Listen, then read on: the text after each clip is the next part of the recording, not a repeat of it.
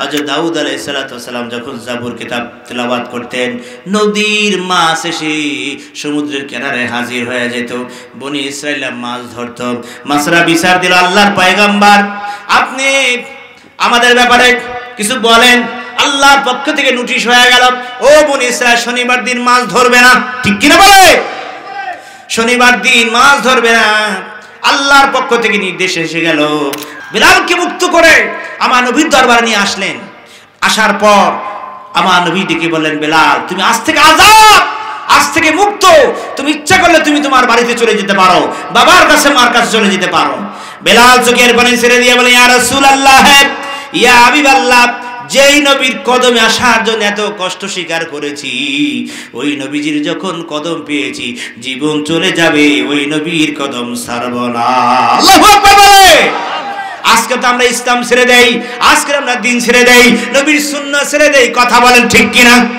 এখান থেকে যদি আমরা ঢাকা যেতে চাই, টাকা পয়সার দরকার আছে কি নাই? কথা বলেন না কেন, আছে কি নাই? ঠিক জান্নাতি যদি হতে চাই, জান্নাতের রাহ খরচের দরকার আছে কি না? জান্নাতের রাহ খরচ কি? আল্লাহ পাক যা হুকুম করেছেন, আল্লাহ নবী যা আমাদেরকে তরিকা দেখিয়ে দিয়েছেন, আল্লাহ এবং রাসূলের কথা মোতাবেক চলা, আল্লাহর কথা, আল্লাহর হুকুম, নবীর তরিকা অনুযায়ী চলাই হলো জান্নাতের পথ। কথা বলেন ঠিক কি ঠিক না? আমরা আল্লাহ এবং রাসূলের পথে মতে চলতে চাই কি চাই না? বাবার আমার, ভাইয়ের আমার, এই পৃথিবীতে অনেক পথ আছে, অনেক মতাদর্শ আছে, অনেক মতাদর্শ আছে কি নাই? আল্লাহ নবী বলে গেছেন, ইন্না মিন বনি ইসরাঈল তাতাফাররাকাত আলা সিনতাইনি সাবিনা মিল্লাহ। বনি ইসরাঈল ৭২ দলে বিভক্ত হয়েছিল। আওয়াজ দিয়ে বলেন কয় দল? আরো জোরে বলেন কয় দল? হুজুর বললেন, সাহাবীরা রে, আমার উম্মতেরা বিভক্ত হবে ৭৩ দল। আমাদের ভিতর কয় দল হবে? আরো জোরে বলেন কয় দল হবে? নবীজি বলে গেছে। সাহাবায়ে কেরাম প্রশ্ন করলেন, ইয়া রাসূলুল্লাহ, ইয়া হাবিবাল্লাহ, বুঝলাম আমরা আমাদের ভিতরে ৭৩ দল হবে, এই ৭৩ দলের ভিতরে কয় দল জান্নাতে যাবে? হুজুর বললেন, সাহাবীরা রে, এক দল জান্নাতে যাবে। সাহাবায়ে কেরাম প্রশ্ন করলেন, ইয়া রাসূলুল্লাহ, হাবিবাল্লাহ, সেই দল কোনটা? হুজুর বললেন, মা আনা আলাইহি ওয়া সাহাবী, আমি এবং আমার সাহাবায়ে কেরামের পথে পথে যারা চলবে তারাই জান্নাতি হবে। কথা বলেন ঠিক কিনা? আমরা আল্লাহর নবী এবং সাহাবায়ে কেরামের মতাদর্শে চলতে চাই কি চাই না? বাবার আমার, ভাইয়ের আমার, আল্লাহ রাব্বুল আলামিন সূরা ফাতিহা 29 নম্বর আয়াতুল কারিমার আংশিক আমি তেলাওয়াত করেছি। এখানে আল্লাহ পাক চমৎকার করে আল্লাহ নবীর কথা বলেছেন, তার সাহাবায়ে কেরামের কথাগুলো আমাদেরকে শুনিয়েছেন, তাদের গুণ বর্ণনা করেছেন। আল্লাহ পাক ইরশাদ করেন, মুহাম্মাদুর রাসূলুল্লাহ। আল্লাহু আকবার বলেন। আল্লাহ পাক ঘোষণা করলেন, মুহাম্মাদুর রাসূলুল্লাহ, মুহাম্মদ সাল্লাল্লাহু আলাইহি ওয়াসাল্লাম আল্লাহ পাকের রাসূল। আল্লাহু আকবার বলেন। আমার আপনার নবীর গুণ বর্ণনা করলেন, নবীর মর্যাদা বর্ণনা করলেন, শান আল্লাহ পাক শুনাই দিলেন। আপনার আমার নবী হলো আল্লাহ পাকের রাসূল। কোনো সন্দেহ আছে?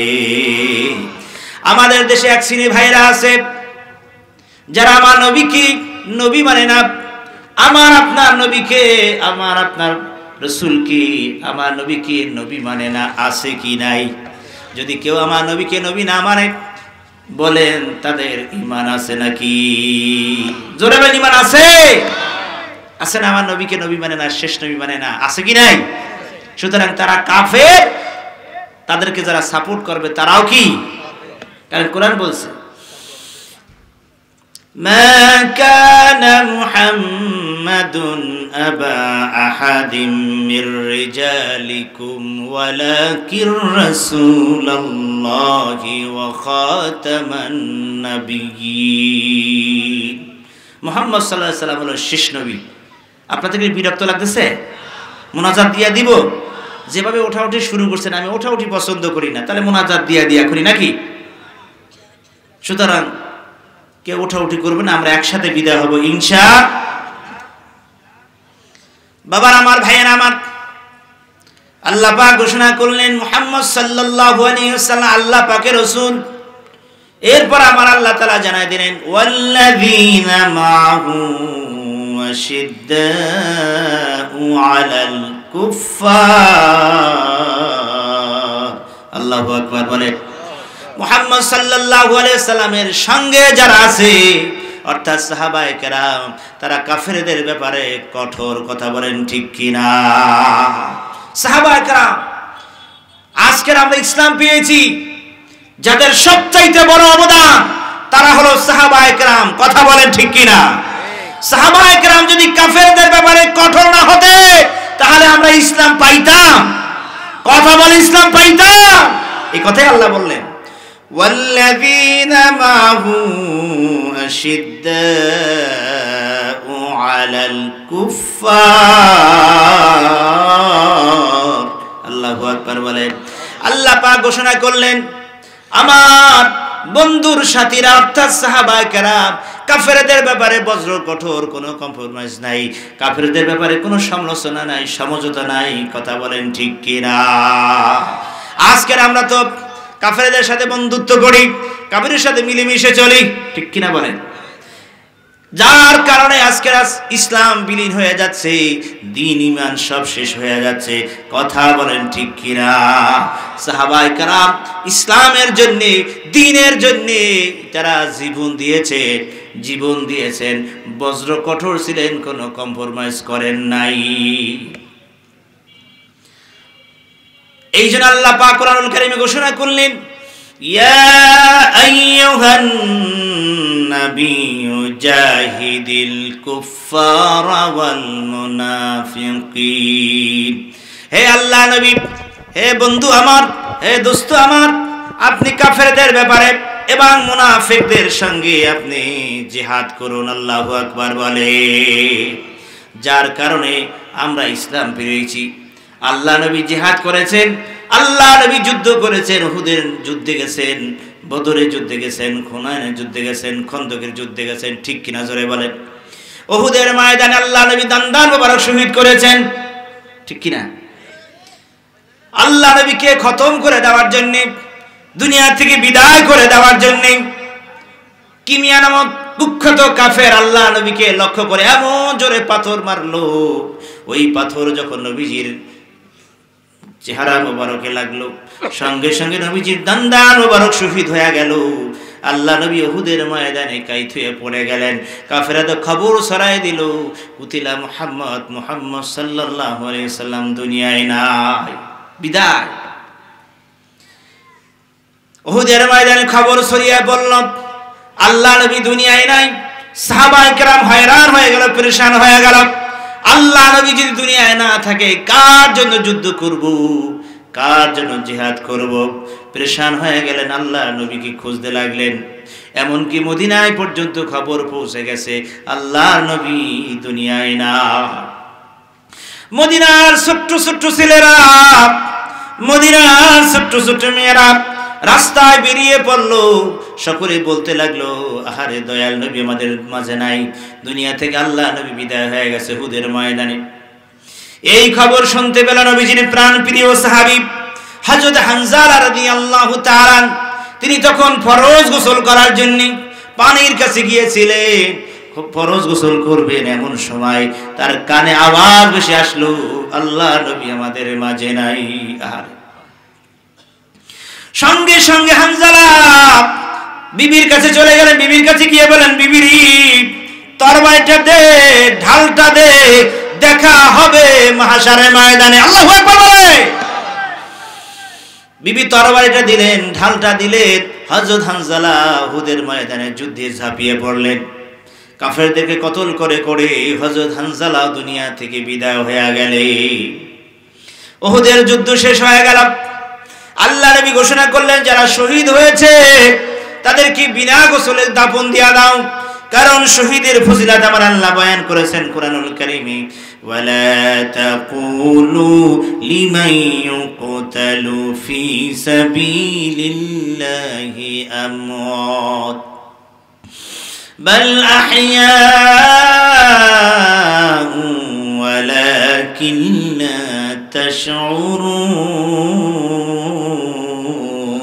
الله أكبر বলেন আল্লাহ পাক ঘোষণা করলেন যারা দ্বীনের রাস্তায় শহীদ হয় তোমরা তাদেরকে মৃত্যুবরণ না বাল আহইয়া তারা জিন্দা ঠিক কিনা জোরে বলে আমার নবীজি ঘোষণা করলেন সাহাবীরা রে যারা শহীদ হয়ে গেছে তাদেরকে বিনা গোসলে দাফন দিয়া দাও বিনা গোসলে শুহাদায়ে কেরামের দাফন চলছে এমন সময় আল্লাহ নবী লক্ষ্য করলেন একজন বুরকা পরিহিত রমণী এসে নবীকে সালাম দিয়ে বললেন ইয়া রাসূলুল্লাহ বিভাল্লাহ আমি আপনার প্রাণ প্রিয় সাহাবী হযরত হানজালার স্ত্রী হুজুর আপনার কাছে একটা আবদার করে অনুরোধ করি তাহলে এই সকল শহীদদেরকে বিনা গোসলে দাফন দিবেন আমার প্রাণের স্বামীকে বিনা গোসলে দাফন দিবেন না হুজুর বললেন কেন কেন মহিলাটি বললেন ইয়া রাসূলুল্লাহ আমি বললাম মদিনার ছেলেরা মদিনার মেয়েরা বলতে লাগলো আপনি দুনিয়ায় নাই আপনি দুনিয়া থেকে বিদায় এই খবর যখন শুনলো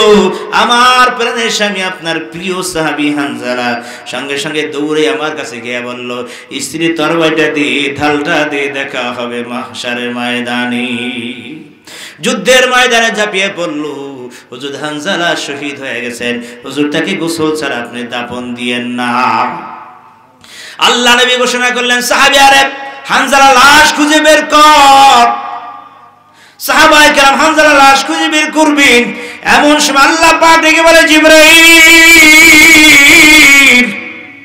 আমার বন্ধুর কাছে যাও আমার বন্ধুর কাছে গিয়ে বলে দাও আমার বন্ধুর কাছে গিয়ে জানায় দাও যে হানজালা আমার নবীর জন্য ইসলামের জন্য দ্বীনের জন্য যে জীবন দিয়া দিল নবীর প্রেমে যে জীবন দিয়া দিল আমি চাই না দুনিয়ার সাধারণ পানি দিয়ে হানজালার গোসল হোক জান্নাতের পানি দিয়ে তার গোসলের ব্যবস্থা হাউজে কাউসারের পানি দিয়ে আমি গোসলের ব্যবস্থা করে দিতেছি জোরে জোরে বলুন সুবহানাল্লাহ সুতরাং সাহাবায়ে কেরাম কাফেরদের ব্যাপারে কঠোর ছিলেন কথা বলেন ঠিক কি ঠিক না আজ আমরা হক কথা বলি না আজ আমরা সত্য কথা বলি না দ্বীনের কথাগুলো আমরা বলি না কথা বলেন ঠিক কি না অথচ নবী বলেছেন মান রা মিনকুম মুনকারান ফালিগাইয়ির বিয়াদি তুমি যদি অন্যায় কাজ দেখো হাত দিয়ে বাধা দাও ঠিক কি না বলেন আজ আমরা হাত দিয়ে বাধা দেই না নবীজি বলেছেন হাত দিয়ে বাধা যদি না দিতে পারো জবান দিয়ে বলো আমরা জবান দিয়ে তাও বলি না ঠিক কি না জোরে বলেন আজ আমরা নেইরা মার্কা মুসলমান যার কারণে আজকের মুসলমান আজকের মারি খাইতেছে কথা বলেন ঠিক কি না আজকের ফিলিস্তিনে মুসলমানদেরকে ইহুদিরা তো মেরে মেরে শেষ করে দিল ঠিক কি না বলে পৃথিবীর বিভিন্ন মুসলমান দেশ শুধু বিবৃতি দেয় ইসরায়েলের বিরুদ্ধে শুধু বিবৃতি দেয় কোনো পদক্ষেপ গ্রহণ করে না আর ইসরায়েলের ইহুদিরা ফিলিস্তিনের মুসলমানদেরকে মেরে মেরে শেষ করে দিল ঠিক কিনা বলে শুধু তাই না আমাদের দেশেও অন্যায় অত্যাচার জুলুম নির্যাতন আছে কি নাই জোরে বলেন আছে কি নাই সূক্ষ্মভাবে আজ ইসলামকে বিলীন করার জন্য মুসলমানদের ঈমান আকীদাকে নষ্ট করার জন্য গভীর ষড়যন্ত্র চলছে কথা বলেন ঠিক কি না আপনারা জানেন সচেতন মানুষ পাঠ্যপুস্তকের ভিতরে এমন এমন গল্প কাহিনী সন্নিবেশিত করা হয়েছে যাতে ঈমান থাকে না শরীফ থেকে কিভাবে শরীফ হবে ছেলে মেয়েদের জীবন চরিত্রে বিভিন্ন এমন কিছু লজ্জাজনক কথাগুলো উল্লেখ করে দেওয়া হয়েছে যাতে মানুষের ঈমান আকীদাই থাকে না কথা বলেন ঠিক কিনা যাতে করে পরবর্তী প্রজন্মগুলো যাতে করে ঈমান বিদ্বেষী হয় ইসলাম বিদ্বেষী হয় ইসলাম থেকে ভুলে যায় এরকম কঠিনভাবে ষড়যন্ত্র চলছে ইসলামের উপরে কথা বলেন ঠিক কিনা সারা দেশ থেকে যখন আওয়াজ হলো এর বিরুদ্ধে কথা শুরু হলো আমাদের বর্তমান সরকার জননেত্রী প্রধানমন্ত্রী জননেত্রী শেখ হাসিনা তিনি ধর্মবিরু ঠিক কিনা বলে যখন তার কাছে খবরগুলো পৌঁছলো তিনি কমিটি গঠন করে দিলেন যাতে করে এগুলো সংশোধন করা হয় এভাবে সূক্ষ্মভাবে আমাদেরকে ঈমান আকীদা নষ্ট করার জন্য কিছু নাস্তিক লেগে আছে ইসলামের বিরুদ্ধে কথা বলেন ঠিক কিনা এই জন্য আমাদেরকে হক কথা বলার দরকার আছে কি নাই জোরে বলা আছে কি নাই আজ আমাদের হকের আওয়াজ যদি বন্ধ হয়ে যায় এই বাংলাদেশে এমন গজব আসবে এই বাংলাদেশে এমন গজব আসবে যেই গজবে আপনিও বাঁচবেন না, আমিও বাঁচবো না। কথা বলেন ঠিক কিনা? হযরত দাউদ আলাইহিস সালাতু ওয়াসালামের জীবনী খুলে দেখেন। হযরত দাউদ আলাইহিস সালাতু ওয়াসালাম যখন জাবুর কিতাব তেলাওয়াত করতেন, নদীর মাছ এসে সমুদ্রের কিনারে হাজির হয়ে যেত। বনি ইসরাঈলরা মাছ ধরত। মাছরা বিচার দিল, আল্লাহর পয়গম্বর আপনি আমাদের ব্যাপারে কিছু বলেন। আল্লাহর পক্ষ থেকে নোটিশ হয়ে গেল, ও বনি ইসরাঈল শনিবার দিন মাছ ধরবে না। ঠিক কিনা বলে? শনিবার দিন মাছ ধরবে না। আল্লাহর পক্ষ থেকে নির্দেশ এসে গেল। দেখা গেল এক শ্রেণী মানুষ মাছ ধরে নাই, অপরকে নিষেধ করছে। আর এক শ্রেণী মানুষ মাছ ধরে নাই, অপরকে নিষেধ করে নাই। আর এক শ্রেণী মানুষ মাছ ধরেছে, নিষেধ করার তো কোনো প্রশ্নই আসে না। কথা বলেন ঠিক কিনা? যারা মাছ ধরেছে আর যারা মাছ ধরে নাই, অপরকে নিষেধ করে নাই, আল্লাহ রাব্বুল আলামিন তাদেরকে গজব দিয়ে বানর বানায় দিয়েছিল। কথা বলেন ঠিক কিনা? সুতরাং আল হকের আওয়াজ কমে যাচ্ছে, আমরা হক কথা বলি না, ইসলামের সঠিক কথাগুলো আমরা বলি না। কথা বলেন ঠিক কিনা? এই জন্য আল্লাহ পাক সাহাবায়ে কেরামদেরকে অনুসরণ করতে বললেন।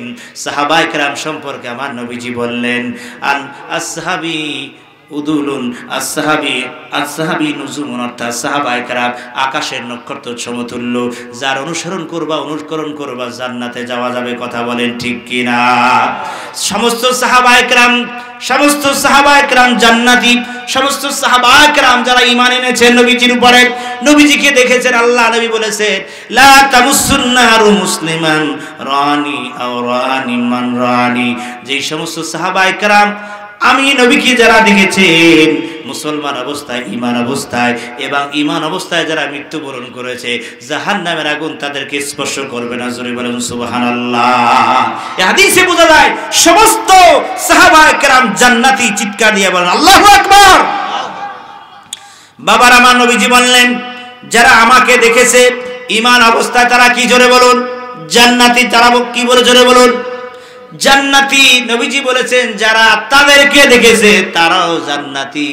জোরে জোরে বলুন আল্লাহু আকবার। সুতরাং সাহাবায়ে কেরামদের সম্পর্কে আমার আল্লাহ তাআলা বলেছেন রাদিয়াল্লাহু আনহু ওয়া রাদুআন। আমি আল্লাহ সাহাবায়ে কেরামের উপরে খুশি, তারাও আমার উপরে খুশি। জোরে বলুন সুবহানাল্লাহ।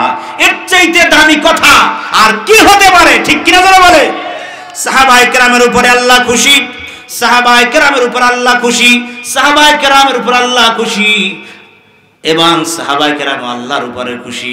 আমাদেরকে সাহাবায়ে কেরামের জীবনগুলো আমাদের অনুকরণ করা দরকার আছে কিনা?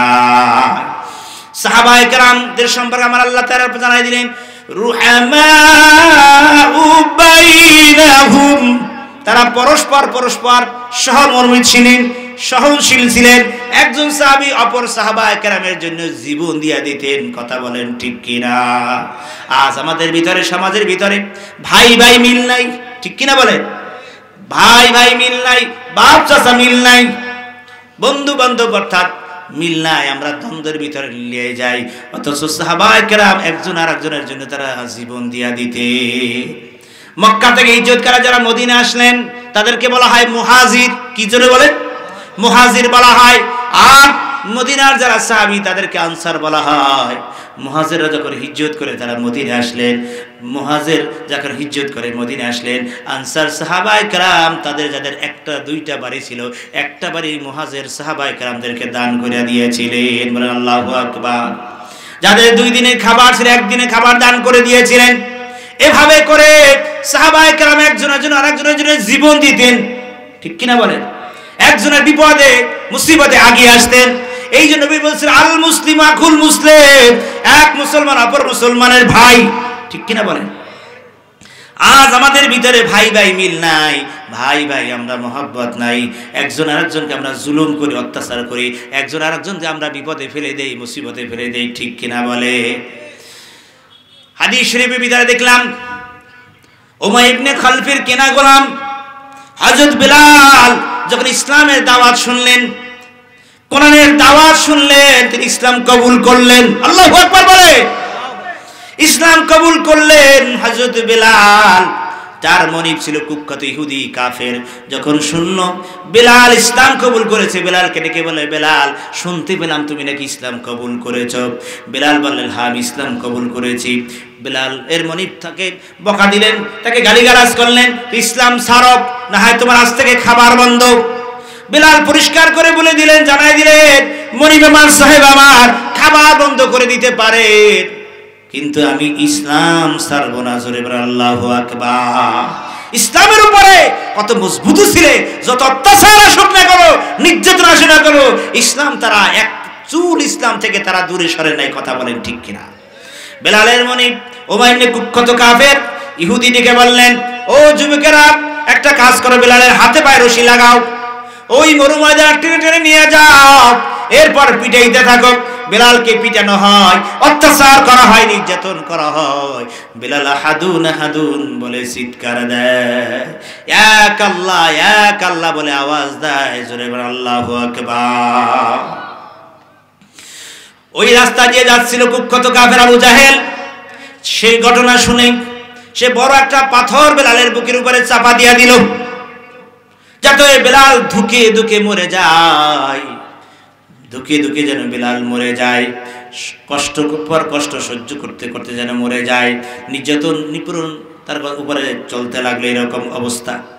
ওই রাস্তা দিয়ে যাচ্ছিলেন নবীজির প্রাণপ্রিয় সাহাবী হযরতে আবু বকর সিদ্দিক রাদিয়াল্লাহু তাআলা। বেলালের এই করুণ অবস্থা দেখে তিনি আর সহ্য করতে পারলেন না, তিনি দ্রুত বেগে আল্লাহ নবীর কাছে পৌঁছে গেলেন, গিয়া বললেন, ইয়া রাসূলুল্লাহ, আমি বললাম উমাইর ইবনে খালফের কিনা গোলাম, যার নাম হলো বেলাল, ইসলাম কবুল করেছে, এই অপরাধের কারণে তার উপরে চলছে নির্যাতন নিপীড়ন, এই অবস্থা চলছে। হুজুর শুনে চোখের পানি ছেড়ে দিলেন, বললেন, সাহাবীরা রে, কে পারবি বেলালকে মুক্ত করে আমার দরবারে হাজির করে দিতে? জোরে বলেন আল্লাহু আকবার। আল্লাহ নবী যখন এই কথা বললেন, হযরত আবু বকর বললেন, ইয়া রাসূলুল্লাহ, ইয়া হাবিবাল্লাহ, আপনি অনুমতি দেন, আমি বেলালকে মুক্ত করে আপনার দরবারে হাজির করে দিব। বেলালের মনিবের কাছে গিয়ে বললেন, ও বেলালের মনিব উমাইর ইবনে খাল, আপনার এটা বেলাল তো কথা শোনে না, এটা কাজ করেন, এটাকে বিক্রি করে দেন। বেলালের মনিব বললেন, একটু কালো, বাজারে দাম কম, পিটে শেষ করে দিয়েছি, কে কিনবি? তুমি কিনবা? তিনি বলেন, অবশ্যই আমি কিনবো, কত দাম? এত দাম দিতে হবে। তিনি দাম ধার্য করলেন, বেলালকে মুক্ত করলেন। হযরত আবু বকর সিদ্দিক রাদিয়াল্লাহু তাআলা আনহু রেখে বললেন, ও বেলালের মনিব শোনো, বেলালকে মুক্তিপণের বিনিময়ে যদি তুমি 7 আসমান চাইতে, 7 জমিন চাইতে, আর আমার যদি দেওয়ার ক্ষমতা থাকতো, 7 জমিন 7 আসমান দিয়েও বেলালকে মুক্ত করে নবীর দরবারে আমি হাজির করে দিতাম। জোরে বলুন সুবহানাল্লাহ। বেলালকে মুক্ত করে আমার নবীর দরবারে নিয়ে আসলেন। আসার পর আমার নবী ডেকে বললেন, বেলাল তুমি আজ থেকে আজাদ, আজ থেকে মুক্ত, তুমি ইচ্ছা করলে তুমি তোমার বাড়িতে চলে যেতে পারো, বাবার কাছে মার কাছে চলে যেতে পারো। বেলাল চোখের পানি ছেড়ে দিয়ে বলে, ইয়া রাসূলুল্লাহ, ইয়া হাবিবাল্লাহ, যেই নবীর কদমে আসার জন্য এত কষ্ট স্বীকার করেছি, ওই নবীজির যখন কদম পেয়েছি, জীবন চলে যাবে, ওই নবীর কদম ছাড়ব না। আল্লাহু আকবার বলে। আজকে তো আমরা ইসলাম ছেড়ে দেই, আজকে আমরা দিন ছেড়ে দেই, নবীর সুন্নাহ ছেড়ে দেই। কথা বলেন ঠিক কিনা? নবীর কদমে আমরা জীবনভর থাকতে চাই কি চাই না? জোরে থাকতে চাই কি চাই না? এই জন্য কবি সুন্দর করে বলেন, নবীর কদমেতে সারা জীবন আমি থাকবো। বলেন, নবীর চরণেতে সারা জীবন আমি থাকবো। ভালোবেসে নবীজিকে, ভালোবেসে নবীজিকে হৃদয় মাঝে ভরে রাখবো। নবীর চরণেতে সারা জীবন আমি থাকবো। ভালোবেসে নবীজিকে, ভালোবেসে নবীজিকে হৃদয় মাঝে ভরে রাখবো। নবীর চরণেতে সারা জীবন আমি থাকবো। বলেন মারহাবা। এই জন্য আল্লাহ নবী বলেছেন কুল্লু উম্মতি ইয়াদখুলুনাল জান্নাতা ইল্লা মান আবা, আমার সব উম্মত জান্নাতে যাবে। আল্লাহু আকবার বলে। নবীজি বললেন আমার সব উম্মত জান্নাতে যাবে, তবে তারা নয় যারা আমাকে অস্বীকার করবে, অর্থাৎ যারা আমার ইত্তেবা করবে, যারা আমার অনুসরণ করবে, আমাকে মহব্বত করবে, সুন্নতের উপর আমল করবে, তারাই জান্নাতে যাবে। জোরে জোরে বলুন সুবহানাল্লাহ। হযরত বেলাল রাদিয়াল্লাহু তাআলা আনহু মুক্তি পেয়ে গেলেন। আমার নবী বললেন বেলাল যখন তুমি থেকেই যাবে, তোমাকে একটা দায়িত্ব দিলাম, তুমি হলো মসজিদে আজান দিবা আর আমি নবী ইমামতি করব। আল্লাহু আকবার বলে। বেলাল আজান দেন আর আমার নবীজি ইমামতি করেন। এভাবে চলছে, এভাবে চলছে। আল্লাহ নবীর জীবনের শেষ মুহূর্তে হুজুর খুব অসুস্থ হয়ে গেলেন। আল্লাহ নবীর শেষ মুহূর্তে আল্লাহ নবী খুব অসুস্থ হয়ে গেলেন। সবাই হুজুরের কাছে যান, দোয়া নেন, বিদায় নেন। কিন্তু আল্লাহ নবী লক্ষ্য করলেন বেলাল হুজুরের কাছে যায় না, দোয়াও নেয় না, বিদায়ও নেয় না। হুজুরের কাছে বিষয়টি যখন আল্লাহ নবী স্মরণ করলেন, সাহাবীরা সকলকে আমি দেখি, বেলালকে আমি কেন দেখি না? বিলালের কাছে খবরটা পৌঁছে গেল। বিলাল যখন শুনলেন আল্লাহ নবীর কথা, তিনি দৌড়ে দৌড়ে নবীজির কাছে চলে আসলেন। নবীজি ডেকে বললেন বেলাল রে, তুমি কেন আমার কাছে আসো না, দোয়াও নাও না, বিদায়ও নাও না? বেলাল চোখের পানি ছেড়ে কান্দে আর বলে ইয়া রাসূলুল্লাহ, ইয়া হাবিবাল্লাহ, সবাই আপনাকে বিদায় দিতে পারে, সবাই আপনার কাছ থেকে বিদায় নিতে পারে, আপনাকে বিদায় দিতে পারে, আমি বেলাল আপনাকে বিদায় দিতে পারি না। জোরে বলেন আল্লাহু আকবার। বাবার আমার, ভাইয়ের আমার, গভীর মনোযোগ। আল্লাহ নবী দুনিয়া থেকে বিদায় হয়ে গেলেন। হযরত বেলাল কাঁদতে কাঁদতে অস্থির হয়ে গেলেন। হযরত আবু বকর সিদ্দিক রাদিয়াল্লাহু তাআলা আনহুর কাছে গিয়ে বললেন, ভাই আবু বকর, অনেক টাকা পয়সা দিয়ে আপনি আমাকে আজাদ করেছিলেন, আমাকে মুক্ত করেছিলেন, কিন্তু আজ আমাকে বিদায় দিয়ে দেন, আজ আমাকে ছেড়ে দেন, মুক্ত করে দেন। কি হয়েছে তোমার? কে তোমাকে গালি দিয়েছে নাকি? কোনো তোমার সাথে ভালো খারাপ ব্যবহার করছে নাকি? কিন্তু বাবার আমার, ভাইয়ের আমার, হযরত বেলাল না, তিনি বলেন না, আমাকে কেউ গালি দেয় না, কেউ খারাপ কথা বলে নাই। কি হয়েছে তোমার? হযরত বেলাল কান্দে আর বলে, ভাই আবু বকর, তোমরা সকলে নবীজির রওজা দেখে সহ্য করতে পারো, আমি নবীর রওজা দেখে সহ্য করতে পারি না। আমারে বিদায় দিয়া দাও। যেই মদিনায় নবী নাই, সেই মদিনায় আমি আর থাকবো না। তিনি চলে গেলেন, মদিনা ছেড়ে চলে গেলেন। দীর্ঘ 6 মাস পর্যন্ত বেলালের কোনো খবর নাই, বেলালকে খুঁজে পাওয়া যাচ্ছিল না। ওই সামদেশে গিয়া বেলাল সিজদায় পড়ে ইয়া রাসূলুল্লাহ, ইয়া হাবিবাল্লাহ বলে কান্দে। 6 মাস চলে গেল। হঠাৎ করে একদা গভীর রাতের স্বপ্নে দেখেন আমার নবীজি ডেকে ডেকে বলেন, বেলাল, ও বেলাল, তোমার আজান আমার শুনতে মনে চায়। তিনি আশ্চর্য হয়ে গেলেন, কি স্বপ্নে দেখলাম, কি স্বপ্নে দেখলাম? ঘুম ভেঙে গেল। তিনি সেই সামদেশ থেকে আবার মদিনায় রওনা দিয়ে দিলেন। মদিনায় পৌঁছে গেলেন। মদিনায় পৌঁছে যখন গেলেন, তখন ছিল ফজর ওয়াক্ত। তিনি ফজরে আজান দেওয়ার জন্য যখন মসজিদ নববী দাঁড়ায় গেলেন, যখন আজান শুরু করলেন, মদিনার লোকেরা যখন বেলালের আজান শুনলো, তারা আশ্চর্য হয়ে গেল। তারা কাঁদতে শুরু করলো, আহারে, মনে হয় বেলালের ঐক্য কণ্ঠ শোনা যায়। দীর্ঘ 6 মাস পর্যন্ত আমরা বেলালকে খুঁজে পাই নাই। বেলাল এসেছে, মনে হয় বেলালের সঙ্গে দয়াল নবীজি এসেছে। জোরে জোরে বলুন সুবহানাল্লাহ। বাবার আমার, ভাইয়ের আমার, গভীর মনোযোগ। বেলাল আজান দিয়ে মসজিদে নববী তথা রাসূলের রওজার পাশে গিয়ে মাথা টেকায়া কান্দে আর বলে, ইয়া রাসূল হাবিবাল্লাহ, আপনি তো আমাকে আজান দিতে বললেন, আপনি তো ইমামতি করতে আসলেন না। আল্লাহু আকবার বলে। ইয়া রাসূলুল্লাহ, হাবিবাল্লাহ, আপনি যদি ইমামতি করতে না আসেন, আমি আর এই মসজিদে নববীতে আজান দিব না। সুতরাং সাহাবায়ে কেরাম এভাবে নবীকে মহব্বত করেছিলেন। কথা বলেন ঠিক কি ঠিক না?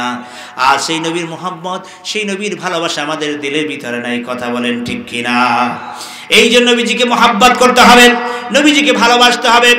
কোরআনুল কারীম আমার আল্লাহ তাআলা জানাই দিলেন, কুল ইন কুনতুম তুহিব্বুনাল্লাহ ফাত্তাবিউনি ইউহিব্বুকুমুল্লাহ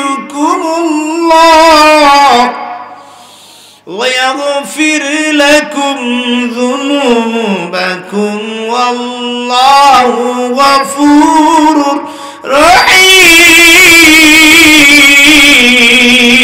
আল্লাহু আকবার বলেন।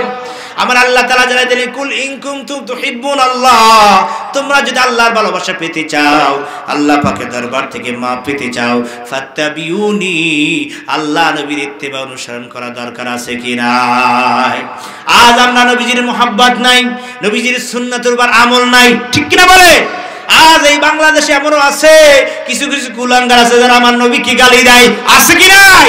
ইসলামকে গালি দেয়, কাবা শরীফকে গালি নেয়, কটূক্তি করে, এরকম কিছু লোক নাস্তিক আমাদের সমাজে আছে কি নাই? আমরা কোনো কথা বলি না, অথচ আমরা নবীজির উম্মত দাবি করি, কথা বলেন ঠিক কি না? এই জন্য বাবার আমার, ভাইয়ের আমার, আমাদেরকে আল্লাহকে এবং রাসূলকে, ইসলামকে আঁকড়ে ধরতে হবে। আর ইসলামকে যদি আমরা আঁকড়ে ধরতে চাই, তাহলে আমাদেরকে ইসলাম কি কিভাবে আমরা পাবো, ইসলাম কি কিভাবে পাবো? এই জন্য 4 শ্রেণীর মানুষ অনুকরণ করার কথা কোরআনে আমার আল্লাহ তাআলা জানাই দিলেন, আনামাল্লাহু আলাইহিম মিনান নাবিয়্যিন ওয়াস সিদ্দিকিন ওয়াস শুহাদাই ওয়াস সালিহিন। 4 শ্রেণীর মানুষ হলো নিয়ামত প্রাপ্ত। 1 হলো নবীগণ, 2 হলো সিদ্দিক সাহাবায়ে কেরাম, 3 হলো শহীদ, 4 নম্বরে আমার আল্লাহ তাআলা জানাই দিলেন সালিহিন মানে হলো হিয়া উলামায়ে হাকিকা, হক্কানি উলামায়ে কেরাম, কথা বলেন ঠিক কি না? হক্কানি উলামায়ে কেরাম, পীর মাশায়েখ বুজুর্গানে দ্বীন। এই বাংলাদেশে অনেক হক্কানি আলেম ওলামা, হক্কানি পীর মাশায়েখ আছে কি নাই? আবার ভণ্ড, যেখানে নামাজ নাই, রোজা নাই, পর্দা নাই, পুশিদা নাই, গান বাজনা, এরকম বেশরাতি পীর আছে কি নাই? সুতরাং আমাদেরকে হক্কানি আল্লাহর ওলিদের পথে মতে চলা দরকার আছে কি নাই? এই হক্কানি ও পীর মাশায়েখ বুজুর্গানের দ্বীনের অনুসরণ করার কথাও কিন্তু কোরআন আমার আল্লাহ জানাই দিলেন। আমার আল্লাহ তাআলা ঘোষণা করলেন, আলা ইন্না আউলিয়া আল্লাহ, আল্লাহু আকবার বলে, আলা ইন্না আউলিয়া আল্লাহি লা খাউফুন আলাইহিম ওয়ালা হুম ইয়াহজানুন। আল্লাহু আকবার বলে। আমার আল্লাহ তাআলা জানায় যে আলা ইন্না, নিশ্চয় নিশ্চয় সাবধান, আউলিয়া আল্লাহ, যারা আল্লাহর ওলি হবে, যারা আল্লাহর বন্ধু হবে, তাদের কোনো ভয় নাই, তাদের কোনো চিন্তা নাই। ঘোষণাকার, জোরে জোরে বলেন আল্লাহ। ঘোষণাকার। সুতরাং আউলিয়া কিরামের অনুসরণ করার জন্য আমার আল্লাহ বলেছেন ওয়া কুনু মাস সাদিকিন। আল্লাহু আকবার বলে। আল্লাহ তাআলা বললেন তোমরা সাদিকিন সলিহিনের পথ ধরো, আউলিয়া কিরামের পথ ধরো, ভালো মানুষের সঙ্গে তোমরা চলো। কারণ মানুষ যদি ভালো মানুষের সঙ্গে চলে, লোকটা ভালো হয়ে যায়, আর খারাপ মানুষের সঙ্গে চলে, লোকটা কিন্তু খারাপ হয়ে যায়, ঠিক কিনা বলেন? সোহবাতের প্রভাব রয়েছে। সৎ সঙ্গে স্বর্গবাস, অসৎ সঙ্গে সর্বনাশ। এই জন্য আমাদেরকে আল্লাহর ওলিদের পথে মতে, এই বাংলাদেশ ওলি আল্লাহর দেশ, কথা বলেন ঠিক কি ঠিক না? জোরে বলেন। অসংখ্য ওলি আল্লাহরা এই বাংলার মাটির নিচে ঘুমিয়ে আছে কি নাই?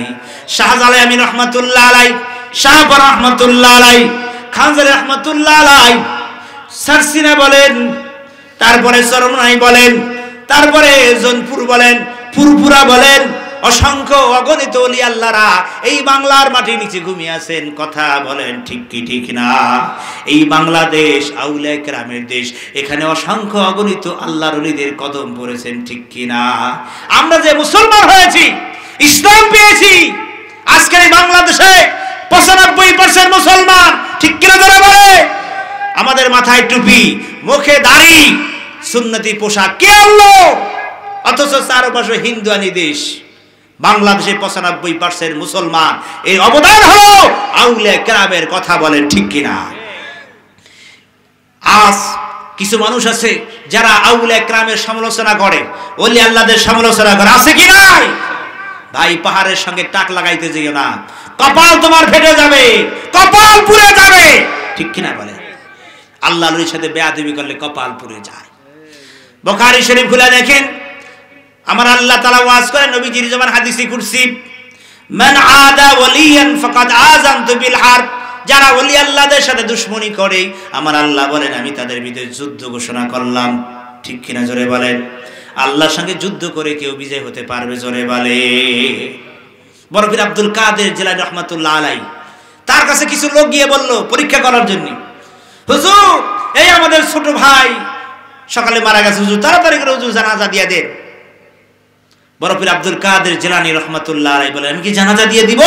জি হুজুর। সবাই কাঁদতেছে, আমাদের ছোট ভাই হুজুর মারা গেছে, জানাজা দিয়ে দেন। হুজুর বললেন ঠিক আছে আমি জানাজা দিয়ে দিচ্ছি। জানাজায় সবাই দাঁড়িয়ে গেলে সবাই তো টিপাটিপি করতে লাগলো। জীবিত মানুষ কাফন পরায়া সাজাই নিয়ে আসে হুজুরকে পরীক্ষা করা যায়, জীবিত মানুষের জানাজা পড়তেছে। এত শুনলাম বড় পীরের কালামত, বহুত কিছু। বর্তমানে দেখি যে হুজুর কিছুই বুঝে না, জীবিত মানুষের জানাজা পড়ার জন্য রেডি হয়ে গেছে। এবার জানাজা শুরু করে দিলেন। তিনি আল্লাহু আকবার বলে জানাজা শুরু করলেন। তাকবীর দিলেন 5টা। জানাজার নামাজে কয় তাকবীর? জোরে বলেন কয় তাকবীর? 4 তাকবীর। তিনি জানাজা পড়াইলেন 5 তাকবীর দিয়ে। জানাজা শেষ করার পরে বললেন নিয়ে যাও। সবাই বলে উঠো উঠো, এত জীবিত মানুষ সাজাই নিয়েছে কিন্তু উঠে না। তার আশ্চর্যের ব্যাপারটা কি, উঠে না কেন? সবাই দেখে যে আর নাই দুনিয়ায়, দুনিয়া থেকে বিদায়। বলেন হুজুর জিবাদ নিয়ে দাফন করে দাও। তা শোনো, আমি 5 তাকবীরে জানাজা কেন পড়ালাম? এই জন্যে যখন প্রথম আমি বুঝতে পেরেছি লোকটা জীবিত, এই জন্য প্রথম তাকবীর দিয়ে তাকে মেরে নিয়েছি। আল্লাহু আকবার বলে। প্রথম তাকবীর দেওয়ার সঙ্গে সাথে তার রূহ কবজ হয়ে গেছে। এরপর 4 তাকবীর দিয়ে জানাজা পড়ায় দিয়েছে। সুতরাং ওলি আল্লাহদের সাথে দুশমনি করতে নাই, ওলি আল্লাহদের সাথে শত্রুতা করতে নাই। কথা বলেন ঠিক কিনা? ওলি আল্লাহদেরকে মহব্বত করতে হবে, ওলি আল্লাহদেরকে ভালোবাসতে হবে। বাবার আমার, আজকের এইটা আমিন ইসালে সওয়াব, আজকের আমাদের সমাজে ইসালে সওয়াব নিয়ে বিভ্রান্তমূলক বক্তব্য দেওয়া হয়, আছে কি নাই? ইসালে সওয়াব শিরক, ইসালে সওয়াব নাজায়েজ, এখানে আমিন ইসালে সওয়াব। ঠিক কিনা বলে? এই ইসালে সওয়াব কি আজকে আমরা এটাই বুঝি না। ইসাল শব্দ অর্থ পৌঁছানো, সওয়াব মানে নেকি, নেকি পৌঁছানো। নেকি কোথায় পৌঁছাবে? আজ আমাদের অনেকের বাবা নাই, অনেকের মা নাই, অনেকের দাদা নাই, অনেকের দাদি নেই। আমাদের ময় মুরব্বী অত্র এলাকায় কত মানুষ দুনিয়া থেকে বিদায় হয়ে গেছে। ঠিক কিনা বলে? তারা আজকে আমাদের দিকে তাকিয়ে আছে। এই মাহফিল আসার সময় কত মূর্তি গান ডেকে ডেকে বলছি, ও আমার ছেলেরা, ও আমার বাবা, ও আমার ভাই, ও আমার বন্ধু বান্ধব, ওই মাহফিলে যাও, আমাদের জন্য দোয়া না করে বাড়ি ফিরিও না। বাবারে জোয়ার পানিতে কবর তলিয়ে যায়, বৃষ্টির পানিতে কবর ভিজে যায়, জাহান্নাম নেবে না, নেবে না। নবীজি বলেন সন্তান যখন মার কথা স্মরণ করে দোয়া করে, বাবার কথা স্মরণ করে দোয়া করতে দেরি হয়, মা বাবার কবরগুলো জান্নাতের বাগান হইতে দেরি হয় না। জোরে বলেন সুবহানাল্লাহ। সুতরাং আল্লাহ নবী বলেন আমি যা চোখে দেখি তোমরা যদি তা দেখতে, আমি যা কানে শুনি তোমরা যদি শুনতে, কম হাসতে, বেশি বেশি করে কাঁদতে। কারণ কারো বাবার কবরে জাহান্নাম ধাউ ধাউ করে জ্বলছে, কার মার কবরে জাহান্নাম ধাউ ধাউ করে জ্বলছে। ওই কবর থেকে তোমার আমার বাবা কান্দে আর বলে তু তাঙ্গার গস্তাইয়া জমানে মা, এই জামানা গাফিল সুদিয়া জাহালে মা। গোরস্থানের মাটির নিচে বাবা দিলির এক কবর, গোরস্থানের মাটির নিচে বাবা দিলির এক কবর। কত বছর চলে গেল নিলি না খবর, বাঁশবাগানের মাটির নিচে বাবা দিলির এক কবর। কত বছর চলে গেল নিলি না খবর। ওই কবরে তোমার বাবা কান্দে, ওই কবরে তোমার মা কান্দে আর বলে বাবা ওই মাহফিলে গেছে, দোয়া কর আমাদের জন্য, দোয়া কর আমাদের জন্য, জাহান্নামের আযাব সহ্য করতে পারি না। এই দোয়া করাটাই হলো ইসালে সওয়াব। জোরে বলেন সুবহানাল্লাহ। হাদিস শরীফ আছে আল্লাহ নবী ইরশাদ করে আল মাইয়িতু ফিল কবরে কাল গারিকিল মুতাকাম আছে। কবরবাসী এত বিপদে আছে, এত মুসিবতে আছে, সমুদ্রের ভিতরে যদি কোনো মানুষ পড়ে যায় যত বিপদে, এর থেকে হাজার কোটি গুণ বিপদে তোমার আমার বাবা, তোমার আমার মা, আত্মীয় স্বজন কবরে। কথা বলেন ঠিক কিনা? তাই তাদের জন্য দোয়ার মাহফিলটি হলো ইসালে সওয়াব মাহফিল। এটা আহলে সুন্নাহ আকীদা হলো দোয়া ওয়াহিয়াতুল লিল আমওয়াতি সাদকাতুম নাফুল্লাহুম। জীবিত মানুষের দোয়ায় মৃত্যু ব্যক্তির উপকার হয়, মৃত্যু ব্যক্তির ফায়দা হয়। এটা হলো আমাদের আকীদা, আহলে সুন্নাহর এটাই হলো আকীদা। আপনি যদি দোয়া করেন, আপনি যদি আপনার আমার আত্মীয় স্বজন, আপনার আমার আত্মীয় স্বজন দোয়া করে, এই দোয়ার উসিলায় তাদের কবর আযাব মাফ হয়ে যায়, কবরটা জান্নাতের বাগান হয়ে যায়। সুতরাং আল্লাহর ওলি আমাদের শিক্ষা দিয়েছে যে ইসালে সওয়াব, ঠিক কিনা জোরে বলেন? এটাই সবচেয়ে দামি মাহফিল। আজকে যদি বাবা জেলখানা থাকতো তাহলে দৌড়াইতাম, চেহারমানের কাছে যাইতাম, এমপির কাছে যাইতাম, কিভাবে বাবাকে জেলখানা থেকে মুক্তি দেওয়া যায়। ওই কবরে জেলখানা তোমার বাবা, তোমার মা কান্দে, তাদের জন্য একটু দোয়া, তাদের জন্য দোয়া, দোয়াই তো আসল। আমার আল্লাহ তাআলা জানাই দিলেন, وَإِذَا سَأَلَكَ عِبَادِي عَنِّي فَإِنِّي قَرِيبٌ। আল্লাহু আকবার। أُجِيبُ دَعْوَةَ الدَّاعِ إِذَا دَعَانِ فَلْيَسْتَجِيبُوا لِي وَلْيُؤْمِنُوا بِي لَعَلَّهُمْ يَرْشُدُونَ। ওয়াইদা সালাকা ইবাদি, হে রাসূল আমার বান্দারা যখন আপনার কাছে জিজ্ঞাসা করে আল্লাহ কোথায়, আপনি বলে দিন ফাইন্নি করিব, আল্লাহ তোমাদের নিকটেই। আল্লাহু আকবার বলে। আল্লাহ দূরে না কাছে? কথা বলেন, দূরে না কাছে? কত কাছে? কোরআনুল কারীমে আমার আল্লাহ তাআলা জানাই দিলেন, নাহানু আকরাবু ইলাইহি মিন হাবলিল ওয়ারিদ। আল্লাহু আকবার বলে। আল্লাহ তাআলা ঘোষণা করলেন, তোমার আমার এই যে ঘাড় দেহ থেকে যত দূরে, আল্লাহ তাআলা এর চাইতে তোমার আমার বেশি কাছে। এই যে আমরা আল্লাহকে আল্লাহ বলে ডাক দেই, চিৎকার দিয়ে আল্লাহু আকবার, আর জোরে আল্লাহু আকবার। এই যে আল্লাহকে আমরা আল্লাহু আকবার আল্লাহ বলে ডাক দিলাম, আমাদের ডাক কি আল্লাহ শুনছে? জোরে বলেন, শোনেন কি শোনেন না? এই ডাকের জবাব আল্লাহ দিয়ে দেন। আল্লাহ তাআলা ইরশাদ করেন, উজিবু দাওয়াতাদ দাই ইযা দান। রাসূল আপনি বলুন, যখন আমার বান্দারা আমাকে ডাকে, আমি আল্লাহ তাআলা সঙ্গে সঙ্গে ডাকের সাড়া দিয়া দেয়। সাহাবায়ে কেরাম জিহাদের ময়দানে গেলেন, যুদ্ধ করতেছিলেন। ওই জিহাদের ময়দানে তারা আওয়াজ দিতে লাগলেন, নারায়ে তাকবীর, আল্লাহু আকবার আওয়াজ দিতে লাগলেন, আল্লাহু আকবার, আল্লাহকে ডাকতে লাগলেন। তারপর সাহাবা কেরাম এসে আল্লাহ নবীকে প্রশ্ন করলেন, ইয়া রাসূলুল্লাহ, হাবিবাল্লাহ, আমরা যে আল্লাহকে আল্লাহ বলে ডাকি, উচ্চ আওয়াজে তাকবীর দেই, আল্লাহ পাক আমাদের ডাক ডাক শুনেন কি শুনেন না? সঙ্গে সঙ্গে আল্লাহ পাক আয়াতুল কারিমা নাজিল করে জানাই দিলেন, বন্ধু আপনি শুনাই দেন, আমার বান্দারা যখন আমাকে আল্লাহ বলে ডাকে, একবার যখন ডাক দেয়, আমি আল্লাহ তাআলা ৭০ বার ডাকে জবাব দেয়া দেই। বাবার আমার, ভাইয়ের আমার, এই জন্য আল্লাহর কাছে দোয়া করতে হয়, আল্লাহর কাছে প্রার্থনা করতে হয়। আমরা দোয়া করি কার কাছে? আর জোরে বলে, আমরা চাই কার কাছে? চাইতে হবে কার কাছে? আল্লাহর কাছে চাইতে হবে, আল্লাহর কাছে দোয়া করতে হবে। আল্লাহ তাআলা বলেন, উদুনি আস্তাজিব লাকুম, ও বান্দা আমার কাছে চাও, আমার কাছে দোয়া করো। আর দোয়াও মুখুল ইবাদা, নবীজি বলে ইবাদতের মগজ হইল দোয়া। ইবাদতের মগজ কি? দোয়াই তো আসল। আজকে আমাদের সমাজ থেকে দোয়া উঠে গেছে, ঠিক কিনা বলেন? আগে সমাজে দোয়া হইতো, বিভিন্ন সময় দোয়ার অনুষ্ঠান হতো। আজকে দোয়া দরকার নাই, দোয়া দরকার নাই, আছে কিনা? নামাজের পরে আজকে দোয়া দরকার নাই, দোয়া দরকার নাই। এক শ্রেণী মানুষ আজকে দোয়া মুনাজাত বন্ধ করে দিতেছে, আছে কিনা? অথচ নামাজের পরে দোয়া করলে দোয়া কবুল হয়। আবু দাউদ শরীফের ভিতরে হাদিস আসছে, এক সাহাবী প্রশ্ন করলেন, আইয়ু দোয়া আসমাউ, হুজুর আপনি বলুন কোন সময় দোয়া কবুল হয়? হুজুর বললেন, জাওফের লাইলে, আখের শেষ রাত্রে তাহাজ্জুদ নামাজের পরে যেই দোয়াটা করা হয় সেই দোয়াটা কবুল হয়। আর কুল্লু দুবুরুস সালাতে মাকতুবা, ফরজ নামাজের পরে যেই দোয়াটা করা হয় সেই দোয়াটা আমার আল্লাহ পাকের দরবারে কবুল হয়ে যায়। জোরে বলেন সুবহানাল্লাহ। তাহলে তাহাজ্জুদ নামাজের পরে দোয়া কবুল হয়, ফরজ নামাজের পরে দোয়া কবুল হয়, মাহফিল শেষে দোয়া কবুল হয়, কোরআন খতমের পরে দোয়া কবুল হয়, নেক আমল পরে দোয়া করলে দোয়া কবুল হয়, দান সদকা করে দোয়া করলে দোয়া কবুল হয়। ঠিক কি ঠিক না? জোরে বলে। এই জন্য বাবা, নিজেদের জীবনের গুনার জন্য জীবনবার বহুত অন্যায় করেছি, বহুত অপরাধ করেছি, গুনাহগার এমন কেউ বলতে পারে না আমার জীবনে গুনাহ নাই। এই জন্য আল্লাহ পাকের দরবারে আরজু করা, প্রার্থনা করা, জীবনের গুনাহ খাতা মাপ চাওয়া দরকার আছে কিনা? ও যুবক বাবারা, কত অন্যায় করেছো, কত অপরাধ আমরা করেছি, মানুষ জানে না, সমাজে মানুষ জানে না, ঠিক কি ঠিক না? জোরে বলেন। এই জন্য খাঁটি দিলে আল্লাহর কাছে মাপ চাইতে হয়। আল্লাহ তাআলা বলেন, ইয়া আইয়ুহাল্লাযীনা আমানু তুবু ইলাল্লাহি তাওবাতান নাসুহা। হে ঈমানদারগণ, তোমরা খাঁটি দিয়ে আল্লাহর কাছে মাপ চাও, খাঁটি দিলে আল্লাহর কাছে তওবা করো। ঠিক কিনা বলেন?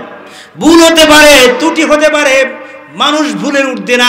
ঠিক কিনা বলেন? আল্লাহ পাক ডেকে বলেন, قل يا عبادي الذين سرفوا على أنفسهم لا تقنطوا من رحمة الله। বান্দারা জমিন থেকে শুরু করে আসমান পর্যন্ত যত গুনাহ করো, আল্লাহ তাআলা বলে লা তাকুনাতু মির রাহমাতিল্লাহ, আমার রহমত থেকে নৈরাশ হয়ো না। আল্লাহু আকবার বলে। এই জন্য আল্লাহর কাছে খাঁটি দিলে তওবা করা, আল্লাহর কাছে দোয়া করা, নিজের জীবনের জন্য সবসময় আল্লাহর কাছে প্রার্থনা করা দরকার আছে কি নাই? আল্লাহ তাআলা আমাদের দোয়া শোনেন এবং কবুল করে। বলে এত দোয়া করি হুজুর, দোয়া তো কবুল হয় না। হাদিস শরীফে আছে, আল্লাহ পাক যার কল্যাণ কামনা করেন, আল্লাহ পাক যাকে ভালোবাসে, তার দোয়াগুলো পরকালের জন্য বেশি দিয়ে রেখে দেন। আল্লাহু আকবার বলে। যত দোয়া করা হয় সব দোয়াই আল্লাহ কবুল করে। হাদিস শরীফে আছে, বনি ইসরাইলের 3 দোস্ত রওনা করছেন, চলছেন, প্রতিমধ্যে ঝড় শুরু হয়ে গেছে, বন্যা শুরু হয়েছে। 3 দোস্ত চিন্তা করলো কোথায় যাব। তারা গিয়ে পাহাড়ের গর্তের ভিতরে আত্মগোপন করে রইল। প্রচন্ড ঝড়ের কারণে পাথরের বড় একটা অংশ তাদের যে গুহায় ছিল, গুহার মুখে পড়ে গেল। গুহার মুখটা, দরজাটা বন্ধ হয়ে গেল, গুহাটা অন্ধকার হয়ে গেল, আর বের হওয়ার উপায় নাই। 3 দোস্ত একজন আর একজনের গলা ধরে কান্দে, দোস্ত রে, আমাদের এখানেই মরণ, এখানেই আমাদের কবর। কারণ দুনিয়ার মানুষ তো জানে না কেউ আমাদেরকে বাঁচাইবার জন্য আসবে না। এরপর 3 জনে পরামর্শ করলো, আসো ভাই, একজন আমরা মুনাজাত দেই, আল্লাহর কাছে হাত তুলে দোয়া করি, বাকি 2 জন আমিন আমিন বলো। 3 জনে দোয়া করলেন। প্রথম জন বললেন, আল্লাহ, আমার মতো গুনাহগার পাপী আর কেউ নাই, আল্লাহ জীবনে কোনো ভালো আমল করি নাই। তিনি তার মনে পড়লো কর্মচারী রাখছিলেন, তার বেতন নেয় না, রাগ করে চলে গেছিলেন। অনেকদিন পরে যখন আসছিলেন বেতনটা তিনি তাকে দিয়েছিলেন। আল্লাহ তোমার সন্তুষ্ট যদি ফিরাই তাকে বেতন দিয়ে থাকি তোমার খুশির জন্য, আল্লাহ আমার দোয়া কবুল করো। বাকি 2 জনে বলেন আমিন। সঙ্গে সঙ্গে বিচল পাথর সরে গেল। জোরে বলে আল্লাহু আকবার। একটু পাথর সরে গেল, আলো প্রবেশ করতে লাগলো। দ্বিতীয় জনে দোয়া করলেন, সঙ্গে সঙ্গে বাকি 2 জন বলে আমিন, পাথর আরো সরে গেল। 3 জনে দোয়া করলেন, আরো সরে গেল, বিশাল পাথর সরে গেল। 3 বন্ধু বের হয়ে আসলো, জোরে জোরে বলে আল্লাহু আকবার। তাহলে বোঝা যায়, হাদিসে প্রমাণ হয়, দোয়া আমার আল্লাহ কবুল করেন কি করেন না। এই জন্য দোয়াই তো আসল। আমরা যখন রুগী দেখতে যাই, তখন আমরা, রুগী বলে ভাইজান দোয়া করিয়েন। কেন দোয়া করব? ডাক্তার আছে না, ঔষধ আছে না? ঔষধের কোনো ক্ষমতা নাই, ডাক্তারের কোনো ক্ষমতা নাই, ভালো করার মালিক কে? এই জন্য জীবনের গুনাহ খাতাগুলো স্মরণ করেন। আমার নবীজির মা কান্দে আর বলে, বাবা মুহাম্মদ, আমার বড় আশা ছিল তোমাকে গোসল করাবো, তোমাকে খানা খাওয়াবো, ও বাবা তোমাকে খুলে নিয়ে আমি ঘুমাবো। ও বাবা, মনে হয় সে আশা আমার পূর্ণ হবে না, সে আশা আমার পূর্ণ হবে না। ও বাবা মুহাম্মদ, আমি চলে যাই, আমি বিদায় হয়ে যাই, তোমাকে তোমার পূর্বর কাছে আমার হদ করে বিদায় হয়ে যাও। ওই আবওয়া নামক স্থানে আমার নবীজির মাও দুনিয়া থেকে বিদায় হয়ে গেলেন। আমার নবীজি মার বুকের পরে পরে কান্দার বলে, মা গো মা, তুমি কেন বাবার কবর জিয়ারত করার জন্য আসছিলা? তুমি ও মা বিদায় হয়ে গেলা গো মা, আমি কার কোলে ঘুমাবো মা? কে আমাকে গোসল করাই দিবি? কে আমাকে খানা খাওয়াবে? কে আমাকে আদর করবি? আমার নবীজির মা কোনো কথা বলে না। বাবারে, মা বাবার কথা স্মরণ করে দুপুরা চোখের পানি ছেড়ে দাও। এই মাটি সাক্ষী থাকবি, চোখের পানি উসিলায় তোমার আমার মা এর কবরগুলো আল্লাহ পাক জান্নাতের বাগান বানায়া দিবে। আমার নবীজি মার বুকের পরে পরে কান্দে আর বলে, মা কেন তুমি বাবার কবর জিয়ারত করতে আসছিলা? নবীজির মা আর কোনো কথা বলে না। এই জন্য আমার নবীজি কে বলে, উম্মতেরা রে, যাদের মা আছে, যাদের বাবা আছে, খিদমত করো, দোয়া লাও, দোয়া লাও। আর যাদের মা বাবা কবরে চলে গেছে, তাদের জন্য সবসময় দোয়া করো, সবসময় দোয়া করো। সন্তান যখন মার কথা স্মরণ করে, বাবার কথা স্মরণ করে দোয়া করতে দেরি হয়, মা বাবার কবরগুলো জান্নাতের বাগান হইতে দেরি হয় না। বাবার আমার, ভাইয়ের আমার, এই দুনিয়ায় চিরদিন কেউ থাকবে না, তুমিও থাকবে না, আমিও থাকবো না, সবাইকে দুনিয়া ছাড়তে হবে। হবে কি হবে না? কি নিয়ে কবরে রওনা দিলাম, কি নিয়ে দুনিয়া থেকে বিদায় রওনা দিলাম, দুনিয়া থেকে বিদায় হতে চলছি কি নিয়ে? ওই কবরে যদি বাবা কিছুই জোগাড় করতে পারি নাই। এই জন্য বলে যায়, এই দুনিয়ায় বসে যতদূর সময় আছে, যতদূর হায়াত আপনার আমি পাই, হায়াতকে গনিমত মনে করেন। আল্লাহর বলেন তোমার হায়াতকে তুমি গনিমত মনে করো। টাকা হারাইলে টাকা তুমি পাবে, সম্পদ হারাইলে সম্পদ পাবে, কিন্তু তোমার হায়াত যে চলে গেলে একটা মুহূর্ত, এটা কিন্তু তুমি আর পাবে না। হায়াতকে কাজে লাগাও, সময়কে মূল্যায়ন করো, বেশি বেশি নেক আমল করো, আল্লাহকে চিনো। এখনো সময় আছে বাবা, আল্লাহকে চিনো। এখনো সময় আছে বাবা, আল্লাহকে চিনো। এখনো সময় আছে নবীকে চিনো, ইসলামকে চিনো, নবীকে মানো, ইসলামকে মানে আমল করো, আমলের জিন্দেগি গঠন করো। আল্লাহর ওলিরা এই জন্য আমাদেরকে তালিম দিতেন, আল্লাহর ওলিরা আমলের তালিম দিতেন, যাতে করে আল্লাহর খাস বান্দা বন্ধু হওয়া যায়। কথা বলেন ঠিক কি ঠিক না? এই জন্য বাবা বলে যায়, আল্লাহকে চিনে, নবীকে চিনে, কবরে যাও, নেক আমল করে কবরে যাও। কবর কিন্তু মুসিবতের পর মুসিবতের জায়গা। আর যদি আমি এখন মারা যাই, অথবা আপনি যদি মারা যান, আপনার আমার আত্মীয় স্বজন সবাই দৌড়ে আসবে। কেউ চলে যাবে কয়রা বাজার আপনার জন্য, আমার জন্য কাপনে কাপন খরিদ করার জন্য, ঠিক কিনা বলে? কেউ চলে যাবে তোমার আমার জন্য কবর বানাবার জন্য, জঙ্গলা থেকে বাঁশ কাটিয়ে আনিয়া তোমার আমার জন্য সুন্দর করে কবর বানায়া জানাজা কমপ্লিট করিয়া সবাই আপনাকে আমাকে কবরে নিয়ে যাবে। কবরে যখন রাখা হয় তখন একটা দোয়া পড়ানো হয়। দোয়া পড়া হয় কি দোয়া? এই দোয়া, বিসমিল্লাহি ওয়া আলা মিল্লাতি রাসূলিল্লাহ। কথা বলেন ঠিক কিনা? হে রাসূল আপনার দলে রাখলাম, হে রাসূল আপনার পথে রাখলাম, অথচ আপনি নামাজ পড়লেন না, রোজা রাখলেন না, হজ করলেন না, যাকাত দিলেন না, নবীর কথা মানলেন না, ইসলামের কথা মানলেন না, আল্লাহর কথা মানলেন না, কোরআনের বিধান মানলেন না, আলেম ওলামার কথা মানলেন না। অথচ সবাই যখন কবর রাখবে আপনাকে আমাকে বলবে বিসমিল্লাহি ওয়া আলা মিল্লাতি রাসূলিল্লাহ। হে রাসূল আপনার দলে রাখলাম, ঠিক কিনা? জোরে বলে।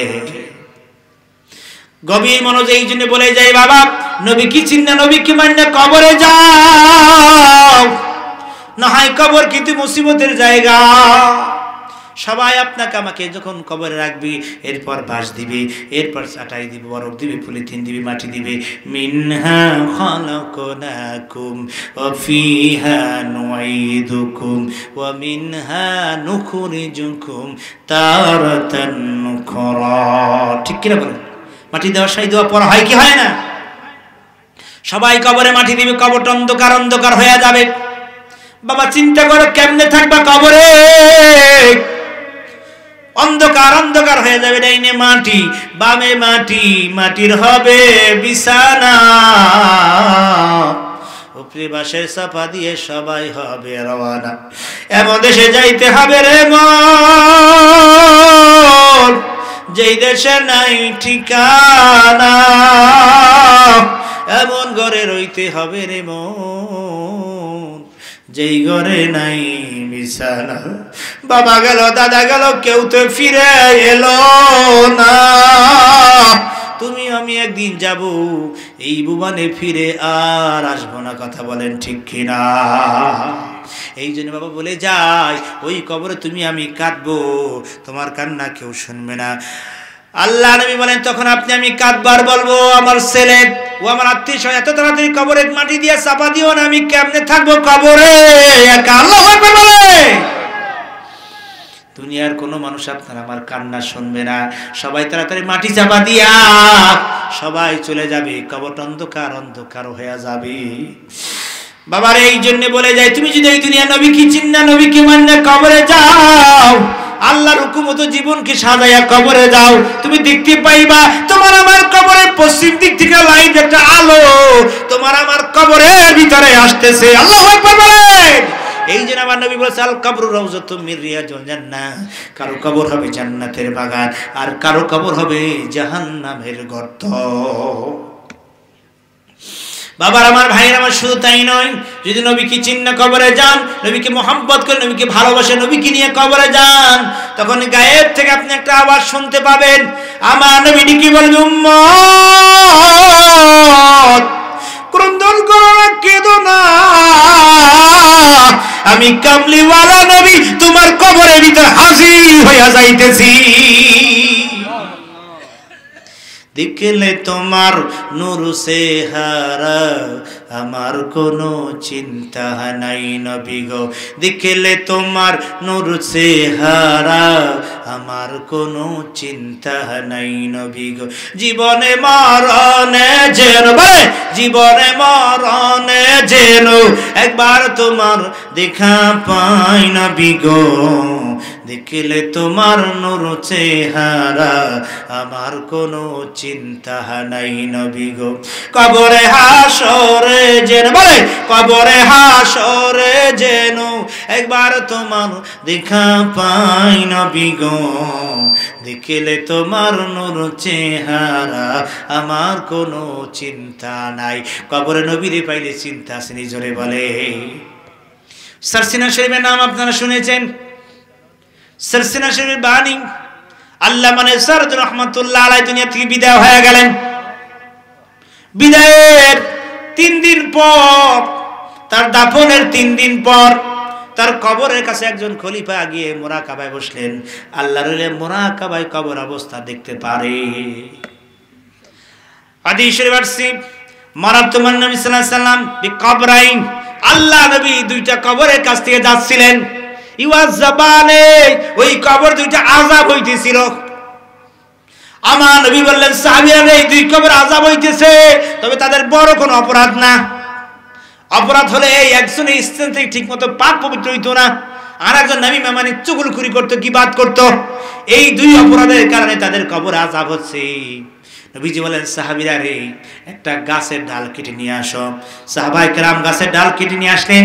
নবীজি 2 খণ্ড করলেন, 2 খণ্ড করে 2 কবরে খেজুর ডাল গিরে দিলেন।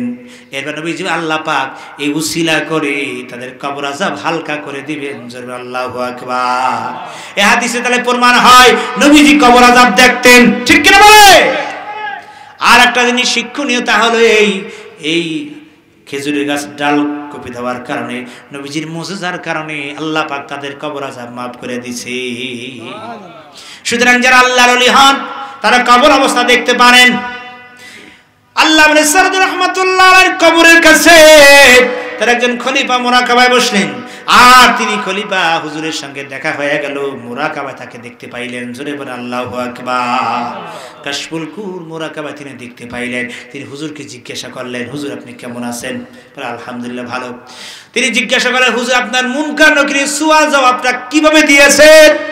কারণ প্রত্যেক মানুষকে কবর রাখার পর, দাফন করে সবাই চলে যাওয়ার পরে তোমার আমার কবরে 2 জন ফেরেশতা আসবে, প্রশ্ন করবে, মান রব্বুকা, বলো তোমার রবকে, ওমা দীনুকা, তোমার দিন কি, তোমার ধর্ম কি, ওমান হাযার রাজুল, আল্লাহ নবী সম্পর্কে প্রশ্ন করা হবে, ঠিক কি না? জোরে বলে।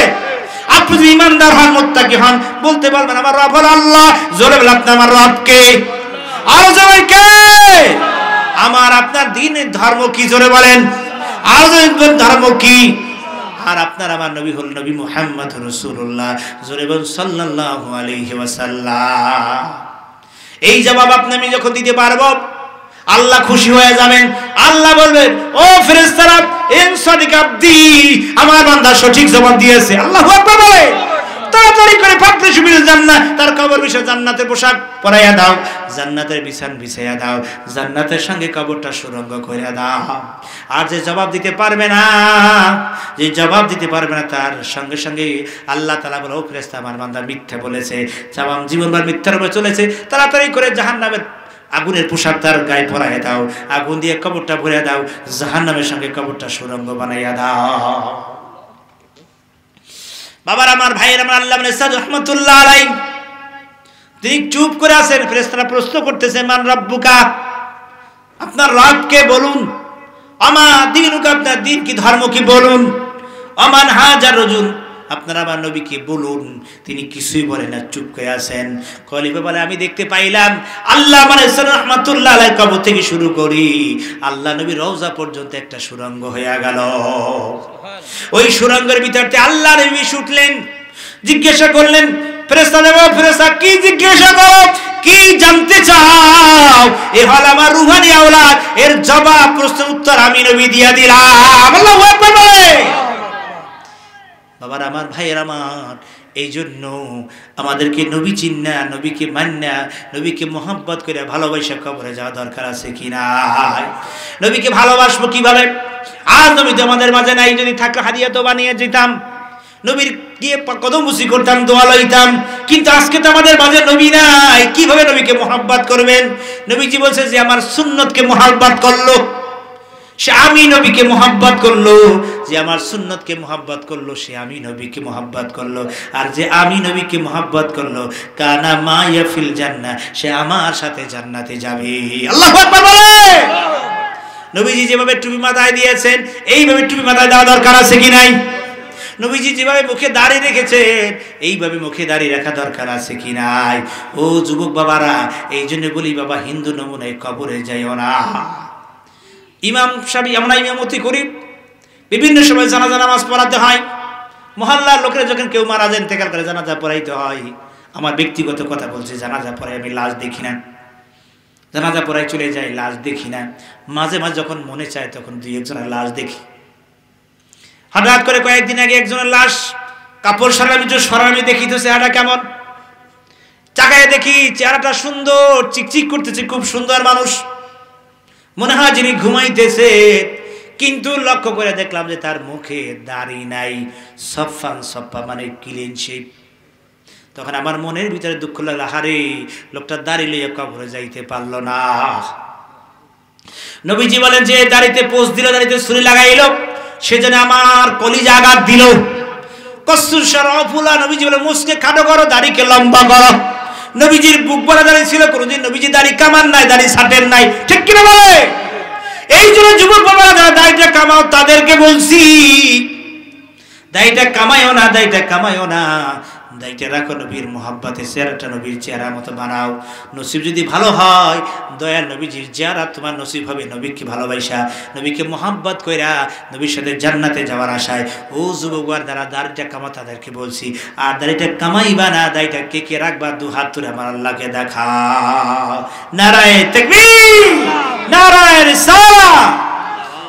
বাবার আমার, ভাইয়ের আমার, গভীর মনোযোগ। আল্লাহ নবী সরকারে দো জালমকে মোহাব্বত করেন, ভালোবাসবেন, অর্থাৎ সুন্নতের উপরে আমল করে, ঠিক কিনা জোরে বলে।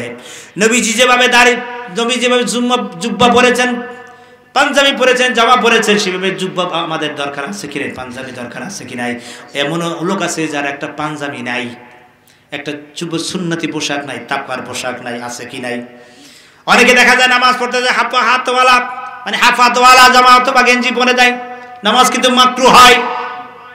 এই জন্য বলে যায় নবীর সুন্নাত অনুযায়ী একটা পাঞ্জাবি বানান। নবীজির প্রিয় পোশাক ছিল, আয়েশা বলে আহাব্বু সিয়াবে কামিসুন, নবীজি যেই পোশাকটা হলো কামিজ, গোল জামা, নিসবাক জামা পরতেন নবীজি, মাথায় টুপি ব্যবহার করতেন নবীজি, গোল জামা পরিধান করতেন, পায়জামা নবীজি মিনার বাজাতে কিনে এসেছিলেন, কিন্তু নবীজি পরছেন কোনো সাহাবায়ে কেরাম দেখেন নাই। বাবার আমার, ভাইয়ের আমার, সুন্নতের উপর আমল করবেন, বেশি বেশি দুরূদ শরীফ পড়বেন। আজকের আমাদের সমাজ থেকে দুরূদের আমল উঠে গেছে, ঠিক কিনা বলে? অথচ আবার আল্লাহ তাআলা নামাজ পড়ার কথা কোরআনে নাই, আল্লাহ তাআলা রোজা রাখেন এই কথা কিন্তু কোরআনে নাই।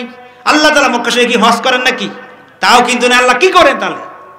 কোরআন শরীফ খুলে আমার আল্লাহ ওয়াজ করে, ইন্নাল্লাহা ওয়া মালাইকাতাহু ইউসাল্লুনা আলান নবী। আল্লাহু আকবার বলেন। আল্লাহ তাআলা বলেন, ও ইন্নাল্লাহ, নিশ্চয় আমি আল্লাহ, ওয়া মালাইকাতি, এবং আমার ফেরেশতাদেরকে ইউসাল্লুনা আলান নবী, নবীজির উপর আল্লাহ পাক সালাত পাঠ করেন। সালাতের চারটি অর্থ। যদি আল্লাহ সঙ্গে তার রহমত নাজিল করেন, অর্থাৎ আমার নবীজির গুণগান ফেরেশতাদের নিয়ে আল্লাহ পাক বয়ান করেন, জোরে জোরে বলেন সুবহানাল্লাহ। আমাদেরকে আল্লাহ পাক ডেকে বলেন, ইয়া আইয়ুহাল্লাযীনা আমানু সাল্লু আলাইহি ওয়া সাল্লিমু তাসলিমা। হে ঈমানদারগণ, সাল্লু আলাইহি, তোমরা নবীজির উপরে দুরূদ শরীফ পড়ো, নবীজির উপরে দুরূদ শরীফ পড়ো। ওয়া সাল্লিমু তাসলিমা, বেশি বেশি নবীকে সালাতু সালাম জানাও। নবীজি বলেন, মান সাল্লাল্লাহু ওয়াহিদান, যে ব্যক্তি একবার নবীর উপর দুরূদ শরীফ পড়ে, আল্লাহ পাক তার আমলনামায় 10টা গুনাহ কাইটা দেন, 10টা নেকি লিখে দেন, 10টা মর্যাদা বাড়ায়া দেন। আল্লাহু আকবার বলে। এক সাইবুর সহিয়া রাসূলুল্লাহ, আমি যত সময় পাইব এই সময় 4 ভাগ করে একবার দুরূদ শরীফ পড়ে কাটাইতে চাই। হুজুর বললেন, ভালো, এর চাইতে আরো বাড়াইতে পারলে আরো ভালো। ওই সাইবুল ইয়া রাসূলুল্লাহ, আমার যত সময় পাই অর্ধেক সময়টা আমি দুরূদ শরীফ পড়ে কাটাইতে চাই। নবীজি বললেন, ভালো, এর চাইতে বৃদ্ধি করতে পারলে আরো ভালো। ওই সাইব বললেন, তাহলে হুজুর আমি যত সময় পাইব আপনার উপরে দুরূদ শরীফ পড়ে কাটাইব। হুজুর বলেন, সুবহানাল্লাহ। যারা হর হামেশা বেশি বেশি করে দুরূদ শরীফ পড়বে, আল্লাহ পাক তার জন্য জাহান্নামের আগুন হারাম করে দিবে। আল্লাহু আকবার বলে। একদা হযরত আবু বকর সিদ্দিক রাদিয়াল্লাহু তাআলা আমার নবীকে দাওয়াত দিলেন, ইয়া রাসূলুল্লাহ, আমার বাসায় আপনার দাওয়াত। হুজুর দাওয়াত কবুল করলেন। তিনি বাসায় চলে গেলেন, বাজারে গেলেন নবীজির জন্য কিছু বাজারঘাট করার জন্য। বাজার থেকে বড় একটা মাছ নবীজির জন্য খরিদ করলেন। বাসায় এসে বিবিকে বললেন, সুন্দর করে তৈরি করলাম। কিছুক্ষণ পরে রাহমাতাল লিল আলামিন আমাদের বাসায় তাশরিফ নিতেছেন। চিৎকার দিয়ে বলেন, সুবহানাল্লাহ। সুন্দর করে তার স্ত্রী মাছটা তৈরি করলেন, পরিষ্কার পরিচ্ছন্ন করলেন, মশলা মাখলেন, পাতিলে বিদার রাখলেন, চুলে আগুন ধরালেন, মাছের পাতিল আগুনের উপরে রাখলেন, সঙ্গে সঙ্গে আগুন নিভে গেল। আবার কষ্ট করে আগুন ধরালেন, মাছের পাতিল আবার আগুনের উপরে রাখলেন, আগুন নিভে গেল। এইভাবে করে বারবার আগুন জ্বালাচ্ছেন, পাতিল রাখলে আগুন নিভা যায়। এমনি সময় আল্লাহ নবী সরকার দো জালেম হাজির হয়ে গেলেন। হুজুরকে ঘটনা বয়ান করলেন। আল্লাহ নবী বলেন, ও আবু বকর শোনো, এই মাছ ছিল আমার দুরুদের আশিক। আল্লাহু আকবার বলে। হুজুর বললেন, শোনো আবু বকর, সমুদ্রে জাহাজ যাইতেছিল, ওই জাহাজের ভিতরে এমন একজন ব্যক্তি ছিলেন যে আমার উপরে দুরূদ শরীফ পড়তো, আর এই মাছটা ভাসান দিয়া দিয়া ওই জাহাজের পাশে লেগে লেগে আমি নবীর দুরূদ শরীফ শুনতেছিল। এই দুরূদ শরীফ শোনার কারণে আল্লাহ পাক এই মাছের জন্য দুনিয়ার আগুন জাহান্নামের আগুন আল্লাহ পাক হারাম করে দিছে। আর কে বাসদ আমিলে সন্নু মুদাম, হর কে বাসদ আমিলে সন্নু মুদাম, আতশে দুঃখ সুখ ভাই হারাম।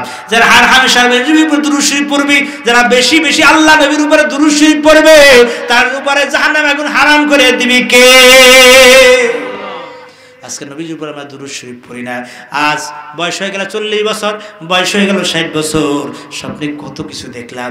অনেকেই আছেন যারা আমরা আল্লাহ নবী কোনোদিন স্বপ্নে দেখি নাই, ঠিক কিনা বলেন? টাইটেল পাস করেন, দাওরা পাস করেন, কবর আযাব হবে কিনা হবে কোনো গ্যারান্টি নাই, ঠিক কিনা বলে? একটা গ্যারান্টি আছে, ওই মদিনার কামলিওয়ালার গ্যারান্টি। আপনার জীবনে যে আল্লাহ নবীর জিয়ারত হয়, আপনি নিশ্চিত জান্নাতি, এতে কোনো সন্দেহ নাই। জান্নাতে টিকিট লইয়ে যদি বাবা কবরে যাইতে চাও, তাহলে নবীর জিয়ারত লইয়ে কবরে যাও। কথা বলেন ঠিক কিনা? আল্লাহ ইরশাদ করলেন, লাকাদ রাআনি ফিল মানামে হাক্কুন, যে ব্যক্তি আমাকে স্বপ্নে দেখলো সে সত্যি আমি নবীকে স্বপ্নে দেখলো। ফাইন্না শায়তানা তামাসসালু বি, কারণ শয়তান নবীর সুরত ধরতে পারে। আল্লাহ নবী যে আমাকে স্বপ্নে দেখলো সে সত্যি আমি নবীকে স্বপ্নে দেখলো, যে আমি নবীকে স্বপ্নে দেখলো তার জন্য জাহান্নাম হারাম হয়ে গেল। এই জন্য বলে যাই বাবা, আল্লাহ নবীকে যদি স্বপ্নে দেখতে চান, বেশি বেশি দুরূদ শরীফ পড়ে, এশা নামাজের পরে উযু করে পাক বিছানায় শুয়ে শুয়ে দুরূদ শরীফ পড়তে পড়তে ঘুমিয়ে যান। কম পড়তে 100 বার করে দৈনিক দুরূদ শরীফের আমল করতে থাকেন।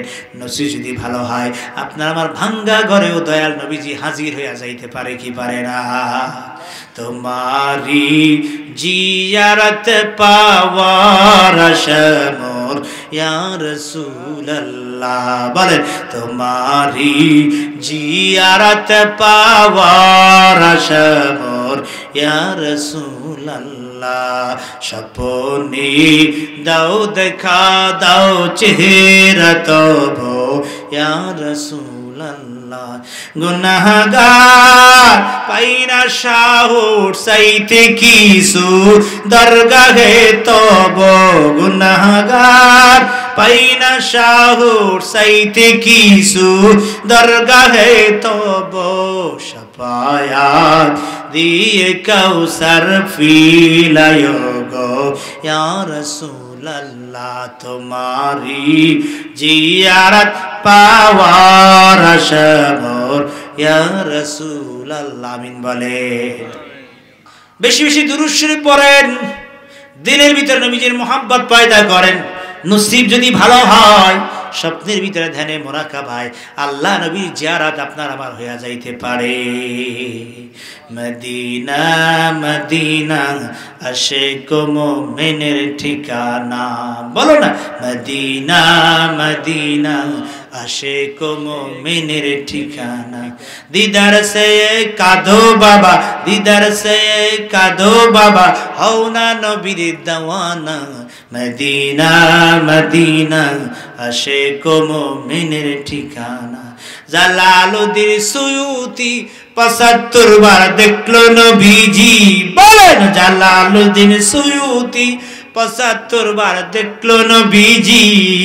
এতবার দেখিয়াও নবী, এতবার দেখিয়াও নবী, তৃপ্তি তাহার হলো না। মদিনা মদিনা আশিক মুমিনের ঠিকানা, বলো না মদিনা মদিনা আশিক মুমিনের ঠিকানা। দিদার সে কাঁদো বাবা, দিদার সে কাঁদো তোমরা, হও না নবী দেওয়ানা। মদিনা মদিনা আশিক মুমিনের ঠিকানা। নবীর শ্রেষ্ঠ সাহাবী হযরত আবু বকর সিদ্দিকী, বলে নবীর শ্রেষ্ঠ সাহাবী হযরত আবু বকর সিদ্দিকী। ভালোবেসে শুইল পাশে, ভালোবেসে শুইল পাশে, যাইয়া দেখো মদিনা মদিনা মদিনা আশিক মুমিনের ঠিকানা। জোরে বলেন মারহাবা। সাহাবায়ে কেরাম আল্লাহ নবীকে এত ভালোবাসতেন, এত মোহাব্বত করতেন। হযরত আবু বকর সিদ্দিক রাদিয়াল্লাহু তাআলা আনহুর জীবনের ভিতরে এসেছে। আল্লাহ নবী একদা ডেকে ডেকে বললেন, আবু বকর রে, হয়তো এই মদিনায় আমি, এই মক্কায় আমি আর থাকতে পারবো না। যেভাবে নির্যাতন করতেছে, যেভাবে কাফের অত্যাচার করতেছে, হয়তো কোনোদিন আমাকে হিজরত করতে হবে।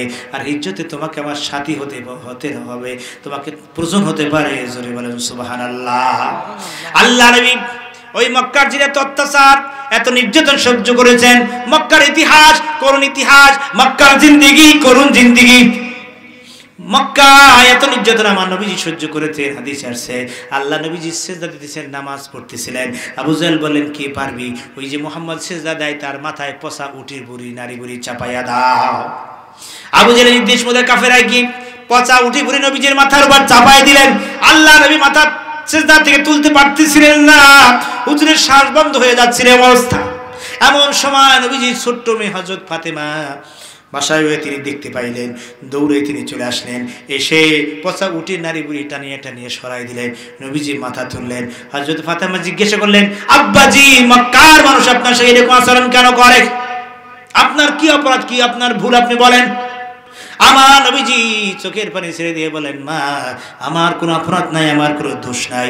একটাই অপরাধ, একটাই দোষ, আমি এক আল্লাহর কথা বলি। আল্লাহু আকবার বলে। হযরত ফাতেমার সঙ্গে সঙ্গে হাত তুলে বলেন, মালিক আল্লাহ, যারা বিনা অপরাধে বিনা কারণে আমার বাবাকে কষ্ট দেয়, আল্লাহ তুমি তাদেরকে ধ্বংস করে দাও।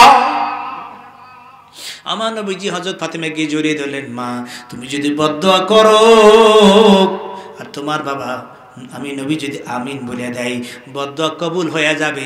আর বদদোয়া যদি কবুল হয়, এই মক্কা নগরে এমন গজব হবে, মক্কার মানুষ যদি সব ধ্বংস হয়ে যায়, সব শেষ হয়ে যায়, আমি কার কাছে পৌঁছাবো? ইমানি কলেমা লা ইলাহা ইল্লাল্লাহু মুহাম্মাদুর রাসূলুল্লাহ সাল্লাল্লাহু আলাইহি ওয়াসাল্লাম। এইভাবে নবীজি কষ্ট সহ্য করেছেন।